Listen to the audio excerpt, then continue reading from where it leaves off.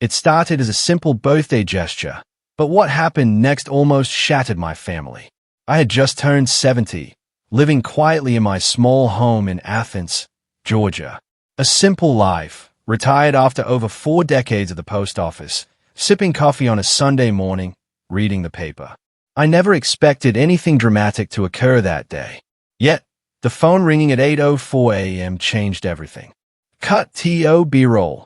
Quiet suburban street. The screen displayed my son Nathan's name. My only child. I answered casually. "Morning, son," I said. There was something unusual in his voice, an edge of urgency, almost panic. He thanked me for the chocolates I had received for my birthday the day before.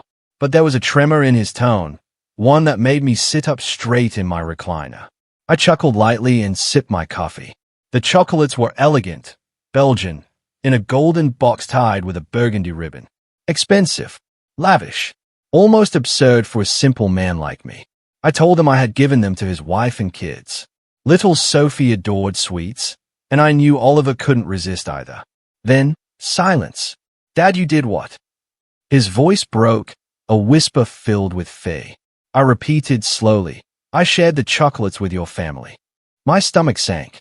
Something in his tone, that desperate edge, told me I had stumbled into something far darker than I could imagine. The phone went dead. No goodbye, just the dial tone humming in my ear. I set down my coffee cup, trembling slightly.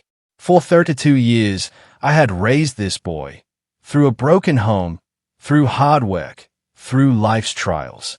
And now, that history felt like a fragile bridge about to collapse.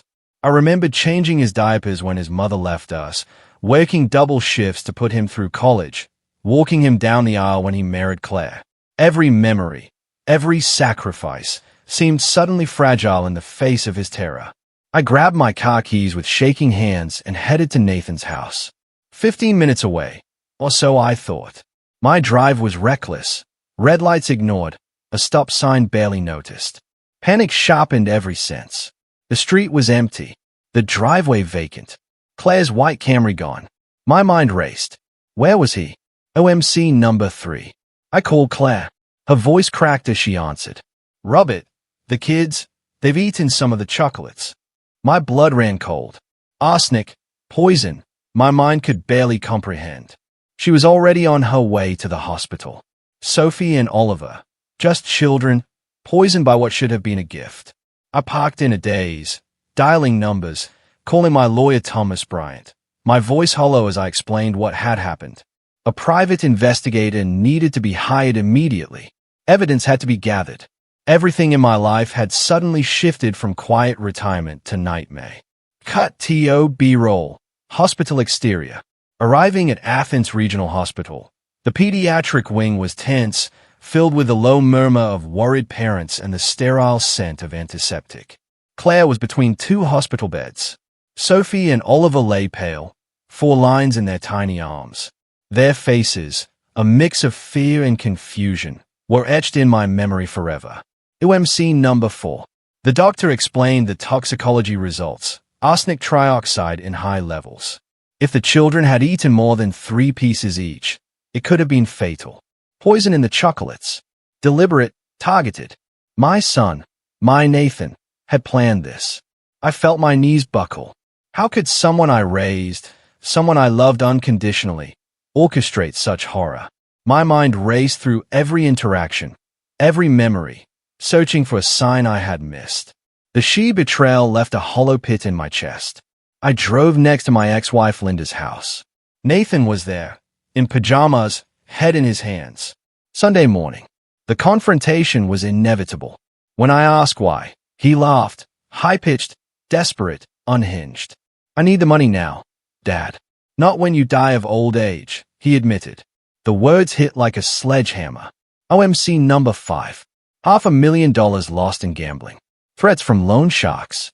Mortgage property. Forged credit cards. The life he had built in secrecy, hidden debts, and desperate schemes had led him to one terrible conclusion. Poison me, take the inheritance early, and save himself. The realization left me stunned. I told him calmly, "You almost killed your children, Sophie and Oliver. his face twisted with anger. The blame shifted to me for sharing the chocolates. My act of kindness had foiled his plan. Linda watched, pale and trembling. The years of excuses, of enabling his mistakes, seemed irrelevant now. Nathan's morality had been replaced with greed. The boy I had raised ceased to exist the moment he decided money was worth more than life. By mid-morning, the hospital, police, and my lawyer were coordinating. Evidence was collected, receipts from the chocolate shop, text messages to known criminals, arsenic discovered in his car. Nathan's actions were meticulously documented. Claire, overwhelmed with grief, had filed for divorce. Restraining orders were in place. I saved all messages Nathan sent, forwarding them to the authorities. Every apology, every threat, every plea for help or rage-filled message became part of the case. Cut to B-roll, hands holding documents. I sat in the hospital, watching over the children, thinking about the life I had built for them, for Nathan, and now what had been nearly destroyed. Justice, accountability, protection of the innocent. These became my priorities. OMC number 7. I made a decision then. Nathan would never touch $1 of his inheritance. Sophie and Oliver would receive everything, safeguarded in a trust. And I would face him in court, testify if necessary. Blood did not equal morality. Love did not equal safety. My son had crossed the line. He stopped being my son the day he chose money over life. By the time part 1 closes, the scene is set. The children safe but poisoned, Nathan revealed as a threat, and the foundation for confrontation, legal action, and family protection firmly established.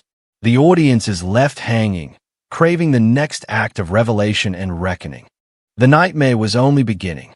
Nathan had tried to destroy my family for money, but I wasn't going to let him succeed. After leaving the hospital, my mind raced with 1,000 scenarios. How could someone I raised, someone I trusted, concoct a plan so cruel? And yet, the evidence was undeniable. Text messages, bank records, and even receipts from Artisan Chocolates of Atlanta painted a chilling picture. Cut to B-roll. Evidence spread on a table. I drove back to my quiet home, the weight of what had happened pressing on me. The sun was high, but the warmth couldn't reach my chest. I parked, took a deep breath, and prepared for the long battle ahead. Claire needed guidance, the children needed protection, and Nathan needed to face the consequences of his actions. The phone rang again. Another call from Nathan. I didn't answer. My hand hovered over the receiver, but every instinct told me this was a trap. His voice, once filled with desperation and rage, would now be meaningless if I engaged. Instead, I let it go to voicemail. One message after another, pleading, angry, desperate. Each one added clarity. The boy I raised was gone. I turned my attention to the children. Sophie, dark-haired and bright-eyed, asked quietly, "Papa Robert, is Daddy going to jail?" Her innocence cut through the fear like a knife. I held her hand and whispered, "Yes, sweetheart." He made very bad choices. Oliver, younger, looked confused but brave, as if trying to understand a world adults had broken for him. The hospital had assured us the therapy for arsenic removal was working. The prognosis was good, but the memory of their frightened faces haunted me.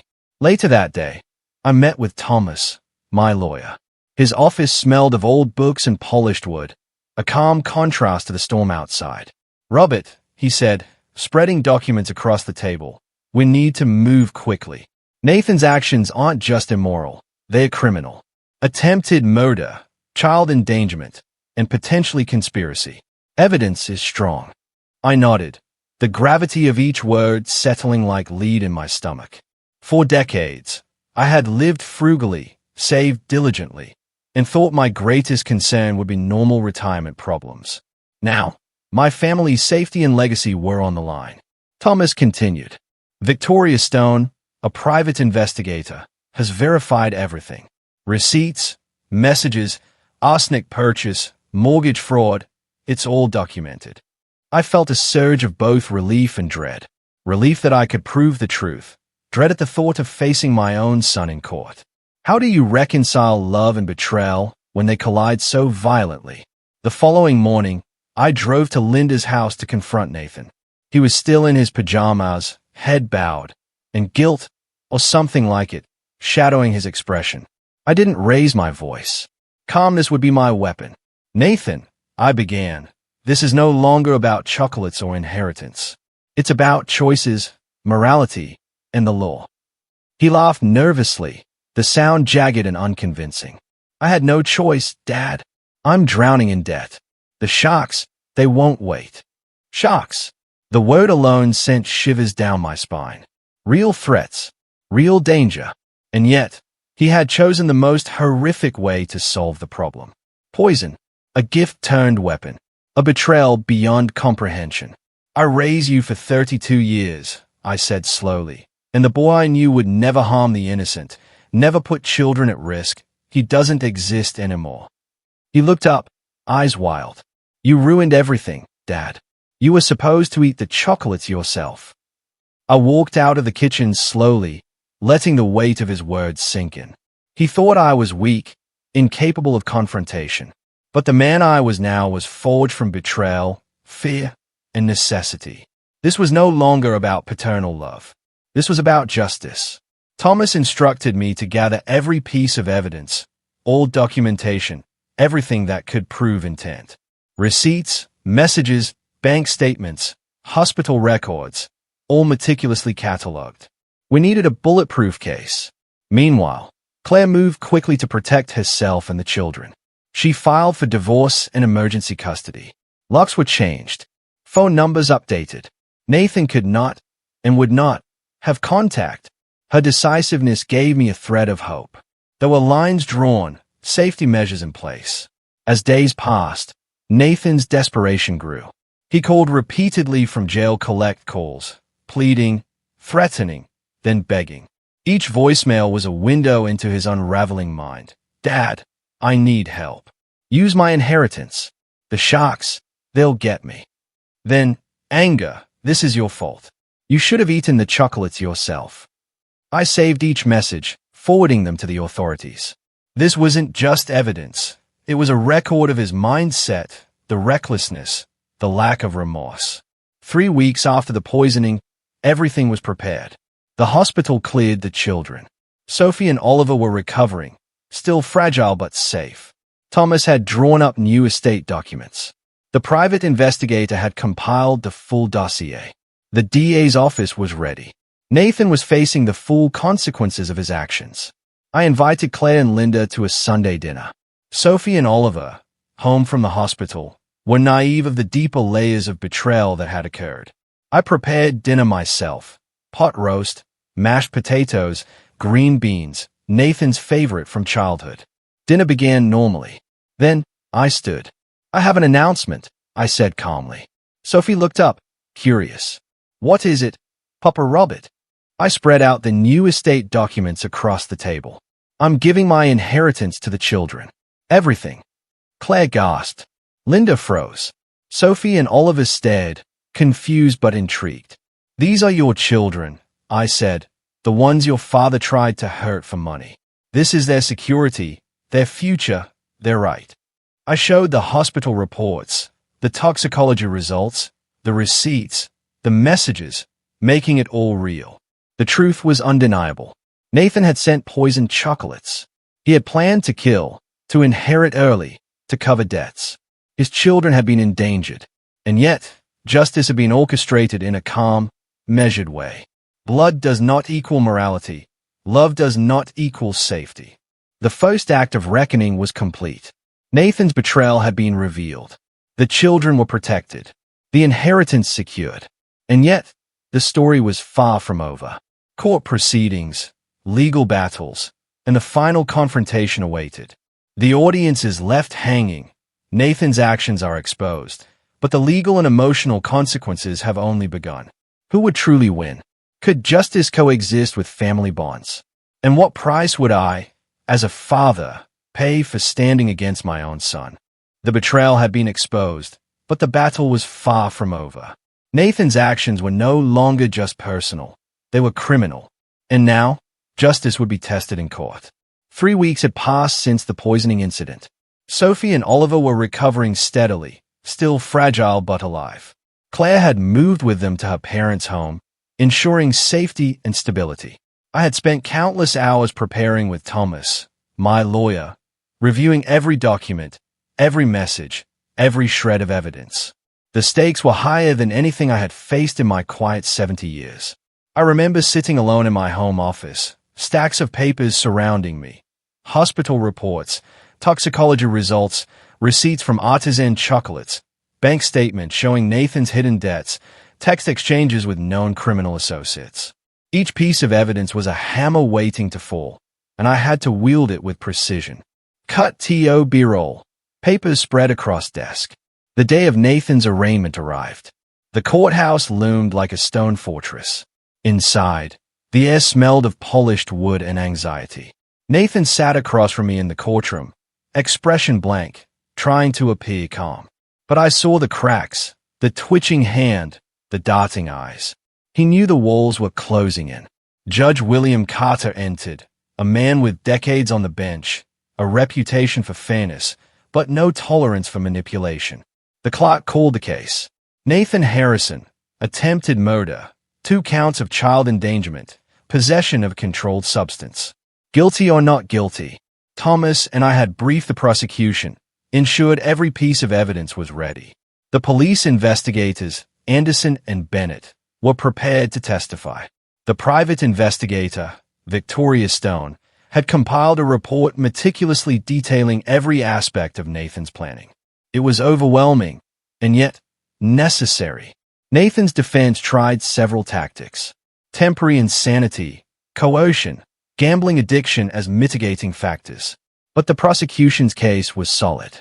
The chocolate receipt, showing the purchase of a custom box of Belgian chocolates for $340, payment in cash. Arsenic trioxide powder found in his car. Text messages to Vince, a known criminal associate, discussing how to solve the problem discreetly. Bank records revealing mortgages, forged documents, credit cards opened without consent, all pointed to premeditation. I sat quietly in the courtroom, observing Nathan's reactions. His eyes occasionally met mine, and I saw a flicker of recognition. Guilt? Maybe. But mostly, I saw entitlement, the man who believed he could manipulate his father for money. Claire had testified prior, describing the fear she felt when the children fell ill, and the steps she took to protect them. Sophie and Oliver's statements, limited by age but poignant in their innocence, added emotional weight. I thought Daddy was going to hurt us, Sophie said softly. Oliver, holding her hand, echoed similar sentiments. The room was silent, every ear attentive. I could feel the jury's attention tightening around each revelation. Every detail, every meticulously gathered fact, was a nail in the coffin of Nathan's defense. A visual CUE, zoom in on evidence board showing chocolate box and arsenic test results. Outside the courtroom, the city buzzed as news of the poisoning spread. Neighbors whispered, friends called, and my quiet life seemed suspended in a storm of scrutiny. Yet inside, I maintained composure. There would be no dramatic confrontation, no impulsive acts. Justice required patience, evidence, and clear testimony. The trial itself was intense. The prosecution laid out the sequence: purchase of chocolates, delivery, poison, children consuming it, Nathan's panic when the plan failed, his fleeing to his mother's house, and his attempts to cover debts through illegal channels. Witness after witness painted a portrait of premeditated malice. Then came the phone call recordings. 8:04 a.m. on the Sunday morning after the delivery. Nathan panicking, desperate, terrified that his plan had been foiled. Hearing his voice in that state, juxtaposed against my calm recounting of events, was chilling. Every juror's eyes widened as they realized the severity of his actions. Thomas emphasized this: intent, planning, lack of remorse. The children were secondary in his mind, their lives mere obstacles in his pursuit of money. It was devastating to relive, but necessary. OSFX, courtroom murmurs. Days passed. Deliberations began. I returned home each evening, reflecting on decades of life, sacrifice, and now, betrayal. Could a father truly comprehend the depth of such a betrayal? Could love survive when trust is obliterated by greed? The jury deliberated for 3 hours. 3 hours that felt like an eternity. Then the foreperson returned. Guilty on all counts. Attempted murder. Child endangerment. Possession of a controlled substance. Nathan's life had been irreversibly altered. The sentencing hearing followed 2 weeks later. Judge Carter looked at Nathan with disgust. 20 years for attempted murder. 5 consecutive years for child endangerment. Total, 25 years. The life he had meticulously planned for himself, the freedom he had assumed was his birthright, evaporated in a courtroom. I felt no elation, no triumph, only the quiet relief that the children were safe, that Claire had protection, that justice had been served. The boy I had raised, the man who had attempted to poison his father and endanger his own children, was gone, replaced by someone accountable to the law. Afterward, I walked out with Claire by my side. Sophie and Oliver clung to her, safe and sound. Linda called later, her voice trembling, half in relief, half in disbelief. Nathan was in prison. His manipulations, lies, and threats had unraveled completely. He wanted everything, even their lives, but justice held. But the story wasn't over. While the legal system had acted, the emotional ramifications lingered. Letters from Nathan continued. Collect calls, messages filled with anger, desperation, and attempts to manipulate. Each one I forwarded to authorities. Each one reinforced that his threat was ongoing, even from behind bars. The estate documents were finalized. Every penny, every asset, placed in trust for Sophie and Oliver. They were secure. They would never face the choices Nathan had made. The chocolate incident, horrific as it was, became a catalyst for ensuring their future. And yet, a quiet question lingered in my mind. Could a father ever forgive what his son had done? Could love exist after betrayal so profound? The answer, as I realized, was that protection, justice, and clarity had replaced unconditional love. Nathan's actions had severed the bond forever.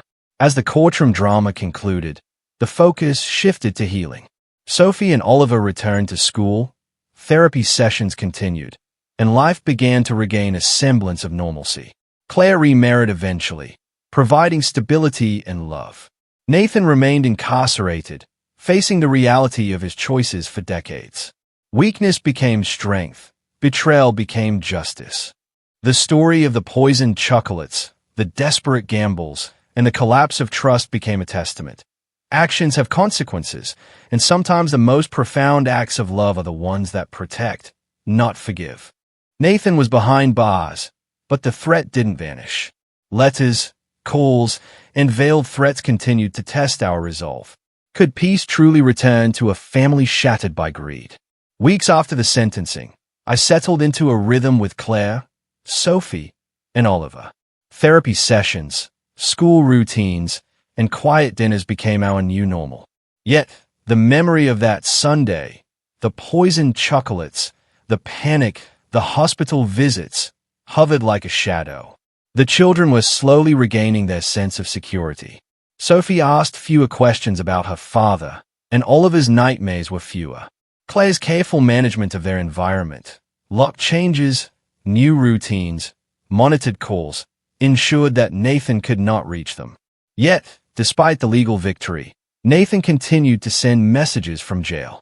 At first, they were pleading, "Dad, I need help. Please bail me out. I can't face them." Then they turned angry. "You ruined everything. You should have eaten the chocolates yourself." Each one was recorded, documented, and forwarded to the authorities.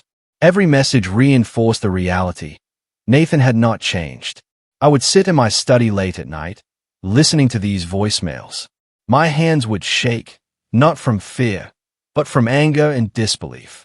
How could the son I raised with care, the boy I had nurtured for over 3 decades, be so consumed by greed and delusion? Claire took the children for weekend visits to her parents' home.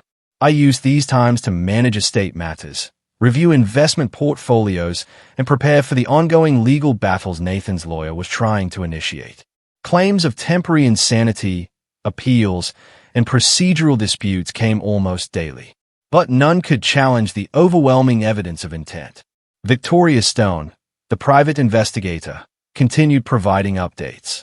Any attempt by Nathan or his associates to contact Claire, the children, or me was immediately documented. Each move, however small, reinforced that we were no longer vulnerable. I spent long afternoons reflecting on the past. 42 years of work at the post office, nights stacking shelves at Kroger to put Nathan through the University of Georgia, decades of sacrifice, all of it now weighed against the reality that my son had betrayed everything I believed in. It was during these quiet moments I realized something profound. Love and morality are not always aligned. I had loved him unconditionally, but morality demanded action. Weakness had once allowed him to manipulate me. Now, strength dictated every move I made. One afternoon, the courthouse called. Nathan's lawyer had filed an appeal, attempting to reduce the sentence by claiming coercion from unknown sources. Thomas and I prepared meticulously. Each piece of evidence, each toxicology report, each phone recording was duplicated and reinforced. There would be no loophole. In parallel, I prepared for the emotional restoration of the children. Trust had been broken, not just with Nathan, but with the idea that people closest to you are always safe. Sophie, curious and wise beyond her age, asked, "Papa, why would Daddy try to hurt us?"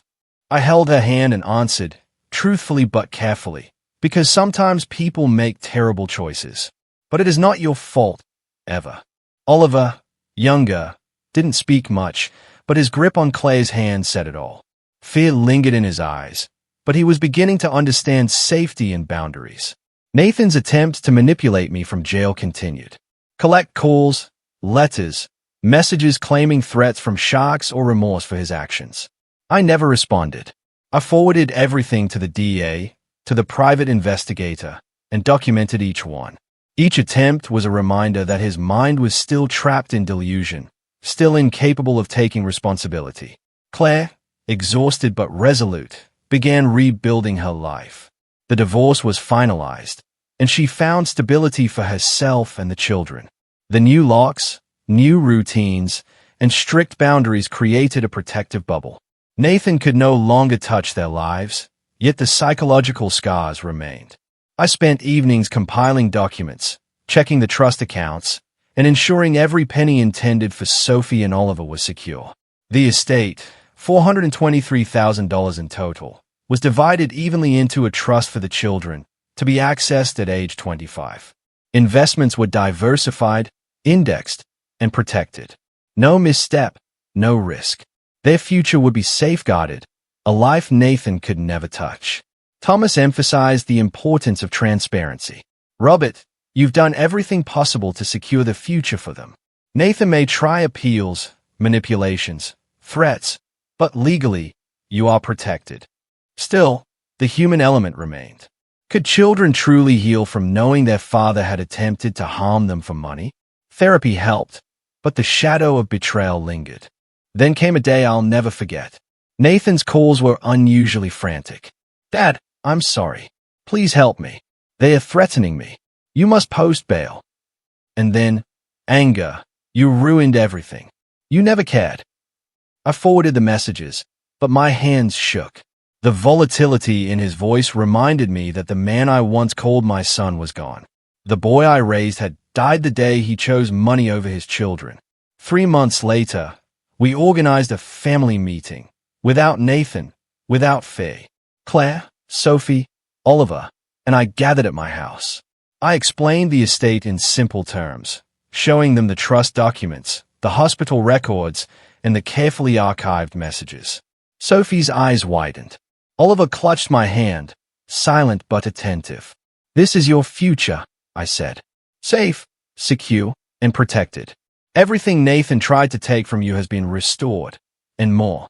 You will never have to struggle like he did." Sometimes protection is the truest form of love. Claire hugged the children tightly. "You are safe now," she whispered. "No one can harm you." The weight of their security, their freedom, was a quiet victory. Yet, the emotional restoration would take years. Fear and betrayal leave marks that money and safety alone cannot erase. We laughed softly during dinner that evening. Sophie asked for mashed potatoes, Oliver wanted green beans. Simple things. Routine. Life moving forward, cautiously, but forward nonetheless. Nathan's prison letters became increasingly erratic. Threats toward Claire, appeals, and pleading messages filled the weeks. Yet every message confirmed his incapacity to change. Every attempt to manipulate reinforced that justice was necessary, that boundaries were permanent. I read one particularly chilling letter aloud to Thomas, carefully noting its implications. "Dad, it's all your fault. You ruined me. You should have eaten the chocolates yourself. Now I lose everything." He didn't acknowledge that the children were almost dead. He didn't feel remorse for them, only his own loss. I realized then that my role had changed completely. No longer just a father. I was guardian, protector, executor of justice. Weakness had once defined me. Now, vigilance, careful planning, and unwavering boundaries dictated every action. The boy I raised had been replaced by a man accountable to the law. Sophie and Oliver thrived. School, therapy, normal childhood experiences slowly returned. Clay's stability, love, and structure helped them heal. Nathan's absence, once terrifying, became a permanent safeguard. Love alone cannot heal betrayal, but action can secure the future. As Part 4 closes, the tension shifts from immediate danger to ongoing vigilance. Nathan's greed and malicious intent have been contained, but the family's emotional journey continues. The next part would focus on final closure, complete healing, and ensuring the legacy of safety and love for Sophie and Oliver, while Nathan faces full accountability for decades. Nathan was behind bars, but the story wasn't over. Could the family finally reclaim normalcy, or would his shadow linger forever? Weeks turned into months, and life slowly settled into a rhythm for Claire, Sophie, Oliver, and me. The trauma of the poisoning still lingered, but therapy sessions, structured routines, and consistent boundaries created an environment where trust could gradually rebuild. Cut to B-roll. Kids playing in backyard, sun filtering through trees. Sophie had become more confident, less fearful, her laughter returning like sunlight after a storm. Oliver, once withdrawn, began speaking about school, friends, and hobbies. Clay's tireless dedication ensured that every child milestone was celebrated, every fear addressed with patience and care. Nathan, however, did not let go easily. His letters and collect calls remained relentless. Pleading messages, veiled threats, and bitter accusations arrived almost daily. "Dad, you ruined me. Help me. Bail me out. You should have eaten the chocolates yourself." Each message reinforced a truth that had become undeniable. The boy I had loved no longer existed. I never responded to his calls. Every message was forwarded to the authorities and meticulously archived. Each one was evidence of his continued instability and malicious intent. It became clear. Nathan's remorse was performative at best. He had no genuine regard for the children he once held dear. Claire, now divorced from Nathan, established a home with her parents' guidance. The children's school routines, therapy appointments, and recreational activities were carefully monitored. Locks, surveillance, and emergency contacts ensured Nathan could not reach them. Freedom and safety were paramount, yet emotional scars remained. I spent evenings auditing the children's trust accounts, making sure every dollar intended for them was secure. $423,000, split evenly, invested in safe, index-based accounts to mature when Sophie and Oliver turned 25. This was a life Nathan could never touch, a life built from the ruins of his own greed. Victoria Stone, the private investigator, continued monitoring for any attempts by Nathan or his associates to contact the family. Each unauthorized movement, each suspicious call, each strange email was logged, creating a detailed record. Nathan's prison behavior confirmed that his patterns of manipulation and entitlement remained unchanged. Thomas, my lawyer, advised vigilance. "Robert, legally, you've secured the estate. But human psychology is less predictable. Continue documenting everything." His words resonated. Protection was as much about prevention as legal documentation. 3 months after Nathan's imprisonment, I invited Claire, Sophie, and Oliver to my house for a special evening. I wanted them to understand the future I had secured for them and the reality of the choices Nathan had made. Dinner was simple: roast chicken, mashed potatoes, steamed vegetables, nostalgic, comforting, safe. "This is your life now," I told the children. "Secure, protected, and free. The money, the house, the savings, everything Nathan tried to steal has been preserved for you." Sophie's eyes widened in awe. Oliver's grip on my hand tightened, silently affirming comprehension. Justice is not revenge. It is protection for the innocent.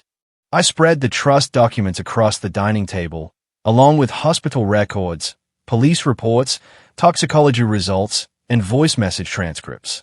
Claire absorbed each piece of evidence with tears streaming down her face, finally understanding that Nathan's actions were deliberate, calculated, and utterly devoid of remorse.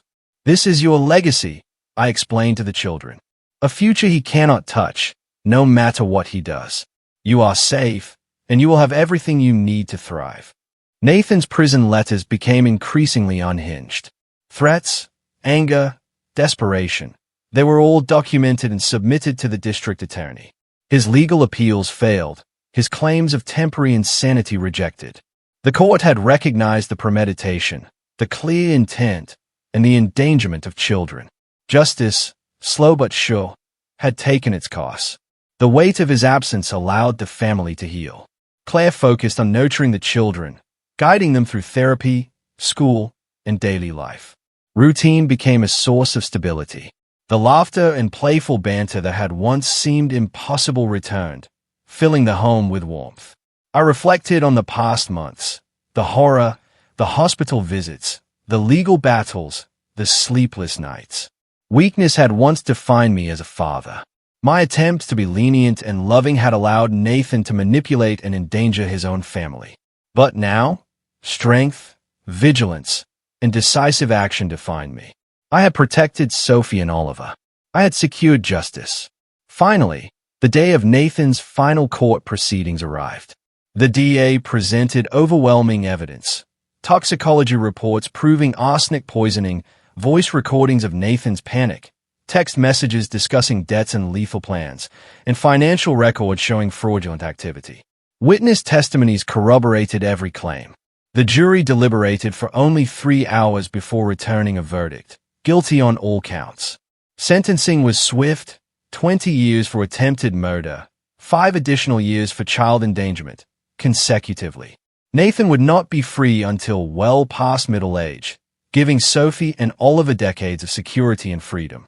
The courtroom was quiet as Nathan was led away. His final words to me were flat, empty: "I hope you're happy." I looked back calmly. "I'm not happy, but your children are safe. That's enough." Claire embraced me afterward. "Thank you for protecting them," she said, her voice thick with relief and gratitude. The children called me Papa Robert, and in that moment, our family, though broken, was beginning to rebuild. When betrayal strikes, protection becomes the highest form of love. Weeks later, life continued cautiously. Therapy sessions helped Sophie and Oliver process their trauma. School, friends, and hobbies provided a sense of normalcy. Claire, strengthened by her independence, ensured the children knew their father was no longer a threat. Nathan's letters continued, but I refused to read them.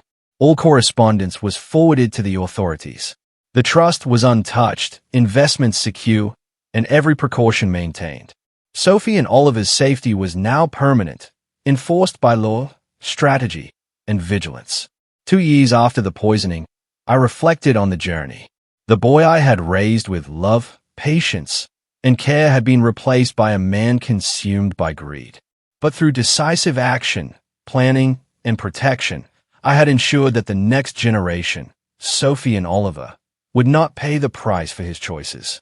I finally understood: unconditional love alone is not enough. Action, boundaries, and justice are sometimes the truest expressions of care. The story closes not with vengeance, but with hope. The children will grow up safe, educated, and free from the shadows of greed. Claire has a stable home, financial independence, and peace. Nathan faces decades of consequence for his actions, a permanent reminder that choices have weight. If you want more gripping, real-life stories of justice and family survival, hit like and subscribe to Winds of Thought. Share your thoughts in the comments. What would you have done in Robert's place? What would you do if someone you love tried to harm your family for money?